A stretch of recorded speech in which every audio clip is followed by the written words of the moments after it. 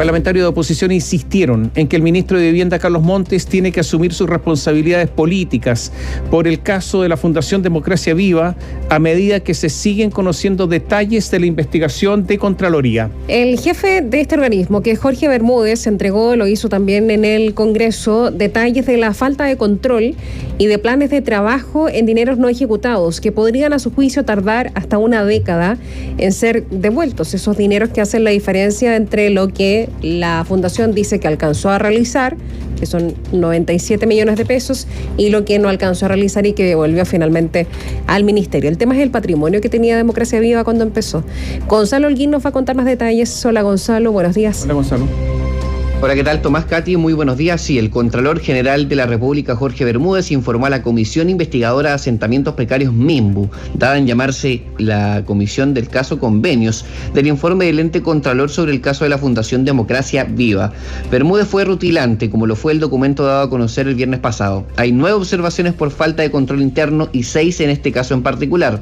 Hay contratación de personas de parte de la Fundación como si fueran funcionarios públicos sin serlo. También enumeró lo que no hay: procedimientos para la asignación, planes de trabajo, cronogramas y metas, coherencia entre el objeto de la Fundación y las acciones que efectivamente desempeñaban. Bermúdez, el Contralor General de la República, que como decíamos estaba presente en esta instancia de comisión investigadora, dijo que los 426 millones de pesos, habrían 97 millones aún sin devolver. Al interior de la comisión dijo que es casi imposible poder recuperar esos recursos. Aquí no hay una garantía, la Fundación no tiene patrimonio, entonces eso por supuesto que pone en una situación muy difícil para la restitución de estos recursos. La forma de requerir la devolución va a ser a través de un juicio, o sea, estamos hablando de 10 años más por lo menos. Contó también que a finales de septiembre habrá un preinforme de una auditoría que se realiza por regiones en todo el país y que en octubre habrá una nacional que abarcará todos los casos. Jorge Bermúdez también dejó una reflexión sobre la incapacidad del Estado de controlar la ejecución de recursos. No hay un plan de trabajo, un programa que se vaya a ejecutar con metas, con plazos, con obras, con montos asignados, y esa falta de caución lo que hace es que sea muy difícil después obtener la restitución de los recursos. Estamos muy preocupados por el tema de transferencias en el MIMBU, pero en realidad este es un problema de todo el Estado. O sea, la Contraloría ha venido levantando este tema durante toda mi gestión. El ministro de Vivienda, Carlos Montes, continúa presionado a medida que se van conociendo antecedentes de todas las acciones de las fundaciones que ocurrieron en Ceremis y subsecretarías de su dependencia. La salida de Tatiana Rojas como subsecretaria de Vivienda se precipitó 9 días después de conocido el caso, principalmente luego de que se supiera que fue alertado un mes y medio antes del caso original que abrió esta controversia. Montes dice que sus responsabilidades políticas están claras y detalló los dineros que ya están embargados y los que falta por obtener desde las arcas de esta fundación.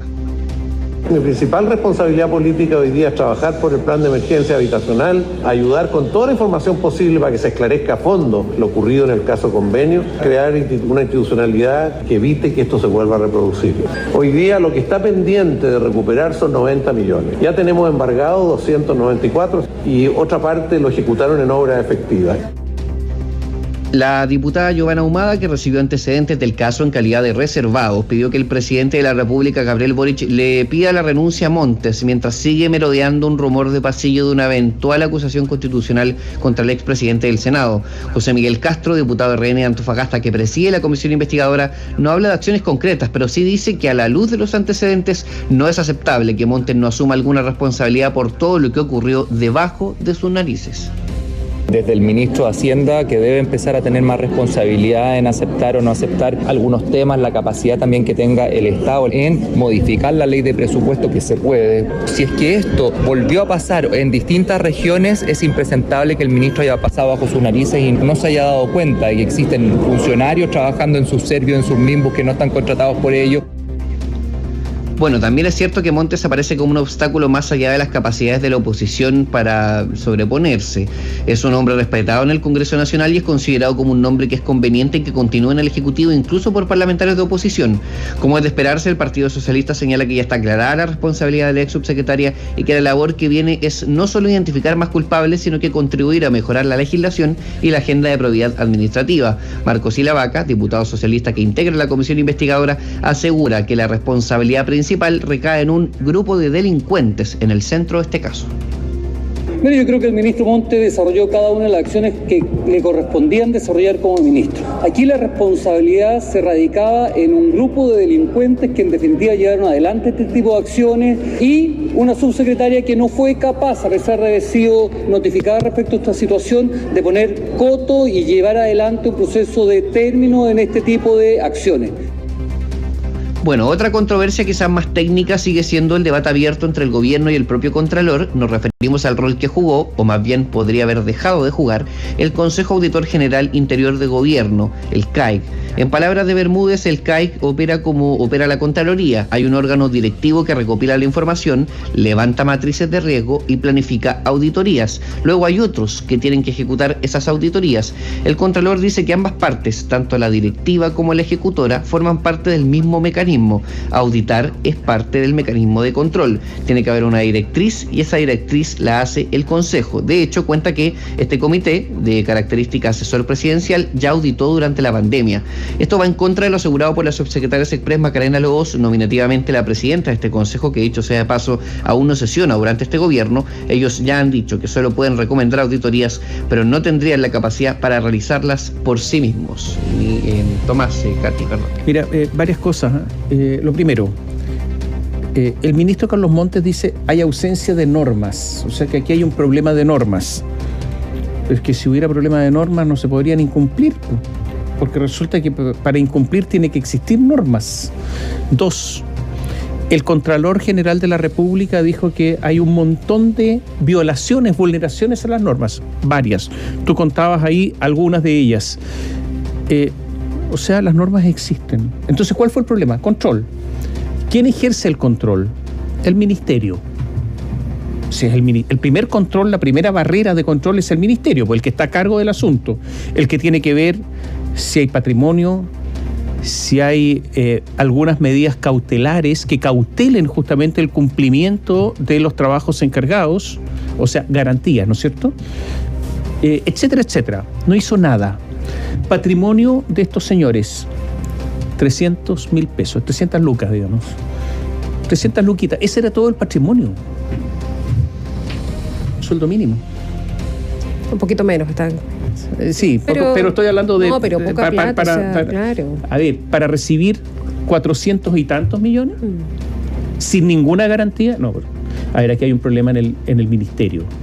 Yo creo que el ministro está con problemas, porque si este ministro no renuncia, quiere decir que en Chile no existe la responsabilidad política. Se acabó, se terminó. De ahora en adelante, nunca más pidan la renuncia a alguien. Yo de verdad lo encuentro impactante todo esto, porque además no es el único caso. Hay otras fundaciones, entonces fue una especie de cultura. Lo otro es que siempre las autoridades, cuando de este y otros gobiernos, cuando hay algún problema, dicen es un problema de norma, un problema de leyes. No es verdad. Las leyes existen. Ahora, segundo responsable, el Contralor, que recién ahora se viene a dar cuenta. El Contralor, la Contraloría, que ha hecho un montón de fiscalización en el Ministerio de la Vivienda y nunca ha descubierto nada. Ahora empieza a descubrir cosas, cuando lo dio a conocer un medio de comunicación de Antofagasta. El Contralor absolutamente ciego. Entonces ahora que el Contralor venga a decir que ellos hicieron el trabajo, eso no es cierto. O sea, hace rato que en la Contraloría están pasando cosas en el sentido de que no están investigando lo que hay que investigar. Entonces es una reacción. Y en tercer lugar, ¿qué dice el Contralor? Que el juicio se va a demorar 10 años. Claro, porque es un juicio civil. Y los juicios civiles en Chile se demoran un montón. ¿Por qué? De nuevo, hay una reforma al procedimiento procesal civil, al procedimiento civil, al Código de Procedimiento Civil, y resulta que no pasa nada porque a nadie le importa. Hace rato, hace años, que existe un proyecto para modificar el Código de Procedimiento Civil para que los juicios civiles sean más cortos. Algunos han dicho que los tribunales están recargados por los juicios de cobranza y establecer tribunales especiales de cobranza porque eso es más bien automático. Pero no pasa nada, a nadie le importa y aquí se ven las consecuencias. Van a seguir otras fundaciones con otros informes. Yo creo que en el Ministerio de la Vivienda la situación es cada vez peor y está cada vez más sucia. Desde ese punto de vista, sucia del punto de vista de que no hicieron el trabajo. Yo creo que la plata no la van a devolver. ¿De dónde la van a devolver? ¿Cómo la van a devolver? La abogada porque Democracia Viva tiene abogados, obviamente, la abogada de Democracia Viva, que se llama Victoria Silva, dijo que los únicos bienes que esta parte, o sea, Democracia Viva, tenía disponibles para restituir y cumplir con el requerimiento administrativo del Ceremi de Antofagasta eran las sumas de dinero que se encontraban en la cuenta bancaria de la cual era titular la Fundación Democracia Viva y que actualmente se encuentran retenidas. No hay más plata, eso es todo, no vamos a devolver más porque no hay más. Punto. Y así se termina todo. No hay responsabilidad política acá. Plata de todos nosotros, entre paréntesis, no es del ministro, no es de... No, de todos. Así se termina todo, eso es todo. ¿Cuál es el ambiente, Gonzalo, en la Cámara sobre esto? Porque van a seguir saliendo informes de la Contraloría, ¿no? Franco, no es que estén pidiendo el puesto, digamos, del ministro de Vivienda Carlos Montes, como lo hicieron con el ministro de Desarrollo Social Giorgio Jackson en su momento. No es el tema del día, no hay una presión mediática fuerte en los pasillos del Congreso, no está todo el mundo pensando que Carlos Montes tiene que salir. Hay algunos. Quizás una de las personas más vocales en decirlo fue la diputada Giovanna Ahumada, que dicho sea de paso es la parlamentaria que solicitó el primer oficio, incluso antes de que esto fuese público, respecto a este caso en la región de Antofagasta. Hay 2 o 3 parlamentarios más que lo han deslizado, que dicen que hay un rumor de que podrían eventualmente acusarlo constitucionalmente. Después uno va persiguiendo ese rumor y va preguntando y de buenas a primeras, si papi, uno no ve que sea un ministro al borde de ser acusado. Lo que sí hay que decir es que habría que esperar qué efecto político podría tener el preinforme que se va a entregar a finales de septiembre, a principios de octubre, que el Contralor anunció, que de alguna manera pormenoriza por regiones estos casos, y después un segundo informe de carácter nacional, que también debiesen conocerse los antecedentes preliminares en octubre, que puedan dar cuenta de lo que siempre se ha dicho, ¿no? De un modus operandi, de similitudes en la manera en que opera, y probablemente, y aquí estamos especulando, pero si es que son los mismos modus operandi, y si es que los recursos efectivamente tienen el mismo problema de rendición, y efectivamente estamos en la presencia de los mismos casos, probablemente la misma negligencia, ¿no? En la incapacidad de haberlo detectado, pero eso evidentemente va a ser resorte de lo que arrojen estos informes, y ahí quizás podríamos hablar de un escenario que se intensifica. Sí les podemos decir algo, esta comisión investigadora va poniendo cada vez más de manifiesto la falta de control, y es efectivo que los parlamentarios oficialistas, los parlamentarios de gobierno, están haciendo el punto de que eso responde más a un tema estructural, y en parte por eso surgió la Comisión Jaraque Más, se hicieron propuestas y hay iniciativas de ley de probidad administrativa que se están trabajando. Ahora, claro, que eso efectivamente faltaba mucho trabajo. Lo que a mí me cuesta entender es que por un lado se asegure que hay falta de norma. El Contralor dice que esto que puede ser muy complicado porque habla de que no hay garantías, no hay plan de trabajo, no hay fecha, no hay plazos establecidos, en fin. Pero hay de todas formas algunas reglas y normas que están establecidas. Por ejemplo, ya ha quedado claro que el ahora ex Ceremi de Vivienda en Antofagasta, Carlos Contreras, él dividió cierta cantidad de dinero en montos para saltarse, por ejemplo, el control o la fiscalización de la Contraloría. Ahora, van a decir, sí, ya, pero él ya no está en su cargo. Ok, pero eso a alguien más se le pasó ahí en el ministerio, para volver a lo que estábamos hablando del ministro Carlos Montes. Lo mismo se va a decir con la subsecretaria de Vivienda que mencionabas tú. Pero lo cierto es que por un lado se argumenta que no hay norma y por otro se menciona la forma de faltar a la norma, no, pero, de hacerlo. Una cosa es la diligencia. A ver, ¿es diligente o no que se le entregue toda la plata de un comienzo? ¿Es diligente o no que no se exijan garantías? O sea, ¿dónde pasa ¿Es diligente eso? o no que se vea si se están cumpliendo los trabajos que se encomendaron? A ver, eso es lo que se critica, la mínima diligencia que tiene cualquier persona en la administración. Y esto parece que el ministro no lo entiende. Faltó diligencia, eso es todo. La diligencia que tiene cualquier persona normal, estamos hablando del sentido común. Sí. Entonces no me vengan con cuestiones de norma. Es que, por favor, sí, porque yo lo eso es ofensivo para todos. Yo lo menciono porque cómo puede no existir y existir al mismo tiempo. Eso me llama la atención. Entiendo que hay diferencias, etcétera, pero me parece complicado sostener ese argumento. No olvidemos, además de todo lo que mencionas en relación a Democracia Viva, que en algún momento Daniel Andrade dio una entrevista en la que es su versión, obviamente se va a defender, pero él dijo que a ellos, esta fundación que no tenía ningún antecedente en materia de lo que se le estaba pidiendo en el Ministerio de Vivienda o en la Ceremi de Vivienda allá en Antofagasta, a ellos les pidieron, los llamaron a ellos personalmente para hacer esos trabajos que les pagaron de inmediato sin haber hecho nada, absolutamente nada, en los campamentos y que ellos dijeron que no sabían, que no tenían ninguna expertise en la materia, pero no importa porque esto lo puedes tercerizar, en fin. O sea, son muchas cosas extrañas las que sucedieron en estos casos y son muchas además las fundaciones en la misma condición o en el mismo funcionamiento. Y hay un asunto más, Gonzalo. El Contralor General de la República, Jorge Bermúdez, dijo que estaban preparando otro informe. Claro. Y este informe va a tener el foco no en alguna región, sino que es un informe sobre el ministerio. O sea, se va a referir al nivel central. Y por lo tanto, de ahí dijo, esto es textual, lo que dijo, de ahí puede haber acciones derivadas también. A ver, este informe puede ser demoledor o no para el ministro Carlos Montes. Yo creo que ahí el ministro se está jugando su vida política en el ministerio. Yo creo que ahí está. Porque si esto es que el ministerio incumplió, bueno, quiere decir que ahí ya se acabó toda esta discusión que estamos teniendo, esta conversación. Vamos a ver qué es lo que dice. Este informe debería estar en octubre, estamos en septiembre, próximo mes, el preinforme y el informe final en diciembre. Por lo tanto, son plazos muy, pero muy acotados acerca de si cumplió o no a nivel central el ministerio con sus funciones. Yo creo que es posible que no, pero yo creo que la Contraloría tampoco cumplió. Yo quiero decir. Ahora, Tomás, complemento en lo que tú señalas con la reflexión de Contraloría, ¿no? Porque, bueno, el Contralor General de la República, Jorge Bermúdez, termina su periodo, 8 años. Sí. Desde el 1 de diciembre ya deja de ser Contralor. Entendemos que hay un tema que se tiene que resolver, pero también hay un tema de las responsabilidades en la capacidad de control del Estado. Y quizás en esto alguno desconfiado dirá, claro, de alguna forma aquí hay gente que se está protegiendo la espalda en siempre problematizar que el problema de fondo, que el problema es estructural, que el problema es que falta. Lo cierto es que el propio Bermúdez dijo una frase que me parece muy decidora, ¿no? Dice: hay más dinero público que capacidades para poder ejecutar ese dinero público. Como Estado se están transfiriendo 1,4 billones de pesos a entidades privadas y la regulación es muy débil. En el caso del programa de asentamientos precarios hay que recordar que son 43.000 millones de pesos según la ley de presupuesto. Claro, Bermúdez dice es una cifra menor, 43.000 millones de pesos no es una cifra menor, pero proporcionalmente en relación a 1,4 billones quizás lo es.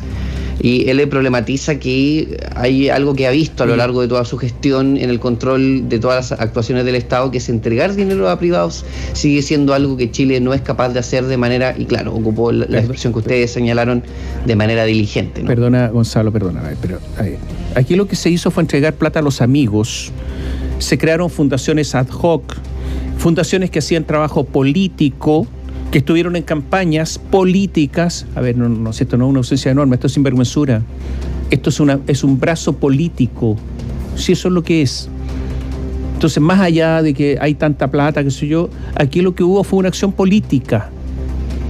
A ver, lo que se denunció además, por ejemplo, en el caso de Democracia Viva, esto lo denunció Timeline, ¿no es cierto? El medio de Antofagasta, sí. El medio digital. ¿Qué dijo además Timeline? Dijo, bueno, que trabajaba en la Seremi Vivienda y el Servio de Antofagasta, Pajuica, concejala, ¿qué hace una concejala ahí? Y la ex candidata al Consejo Constitucional, Liliana González. A ver, 2 militantes también de Revolución Democrática, 2 militantes cercanas a Catalina Pérez, la expresidenta de Revolución Democrática, que está en este lío, vinculada por lo menos con estas personas de Democracia Viva. Entonces, todo empieza a calzar. Entonces, ¿qué normas? Aquí lo que hay es simplemente una acción política. Y me imagino que por eso tendrá que haber una responsabilidad política, porque si no, quiere decir que nos vamos a estar dando vueltas como un perro tratando de agarrarse la cola, pues, en círculo. Creo yo, no sé, pero, a ver, no tiene sentido esquivarse en que no hay normas. Si para ser honesto, no se necesitan tantas normas. Eso es todo. Y además el deber de fiscalización la tiene el ministerio. Y hay muchos funcionarios públicos, perdónenme, muchos. A ver, la planta pública se ha incrementado en miles y miles de personas en los últimos 2 años. 94.000. ¿Ninguno para fiscalizar? ¿Dónde están? ¿Qué hacen? ¿A qué sirven? Entonces me dicen, no hay gente. No, sí hay gente. ¿Qué hacen? ¿Cuál es la productividad de todas estas personas? Entonces, al final es un poquito cansador, porque al final el discurso termina ¿en qué? En que hay que contratar más gente para fiscalizar. Pero ¿y los que han contratado? No sé, el asunto no calza. 2 más 2 no está dando 4. Además de estos, de algunos que mencionabas tú, que en total eran 12 que trabajaban, que eran empleados públicos, porque trabajaban en la Ceremi de Vivienda Antofagasta, pero también en las fundaciones. Tenían correo, @mimbu.cl o Ceremi. ¿Alguien ha reparado en el gigantesco conflicto de interés que se tiene? Muchas veces hemos hablado acá de pasar el mesón, ¿no es cierto? Estar a un lado del mesón y después pasar al otro lado. Este gobierno, quienes hoy gobiernan, tenían ese discurso. ¿Y ahora qué pasa con eso? ¿Han hablado sobre eso? Va a haber los conflictos de interés gigantescos. Porque no es que hayan pasado el mesón, estaban en los dos lados del mesón. Entonces, bueno, brutal. Ya, esperemos, Gonzalo, al informe de la Contraloría, a ver si el Contralor se recupera, porque yo creo que tiene que recuperarse de una muy mala gestión con respecto a esto, ¿no? Sí, da la impresión de que la comisión investigadora va a parar un momento, vuelve a sesionar a finales de mes. Nosotros creemos, bueno, se va a pedir una extensión de 30 días, lo pueden hacer, probablemente va a ser coincidente con que la investigadora va a querer conocer estos resultados también, así que probablemente el Contralor volverá a esta instancia. ¿Y por qué para la comisión? La verdad es que entiendo que iban a sesionar el 11 de septiembre, pararon por ser 11, después vienen las fiestas patrias y ya. Y ahora y ahí llegamos a la última semana de septiembre. Esa sería la explicación. Gracias, Gonzalo.